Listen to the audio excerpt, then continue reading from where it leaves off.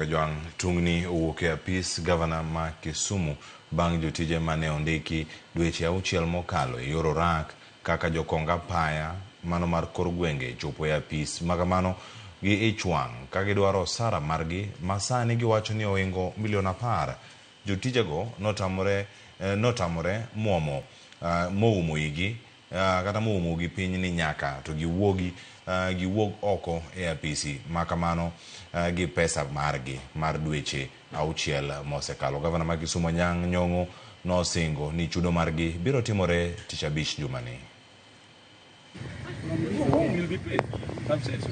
Tijni nomiwa godo dweche 6 mokalo. Nowacho ni bang' jumbe 2 to ayudo pesa. Bang' jumbe 2 to ayudo pesa. E sechego jok matiyo gi moko noolo gope, moko noolo gik mopogore opogore, nyaka tools ne gikamne tools magi giwegi. Department nokomiyo gi tools magi tiyo godo. Jogi osebandho pesa kochakore kanyo dweche 6 mokalo nyaka sani. Giseromo gi chief officer mar Gin Road, okonegi ni pesa ubro yudo bang' jumbe 2.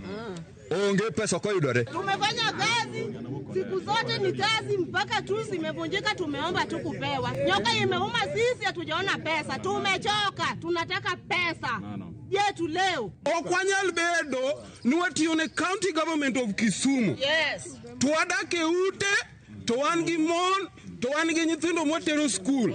To wawuok e ot gokinyi pile ni wabiro tich. Kwani wabiro tich ni wabiro timo ang'o? Don kata mana minot di dauti.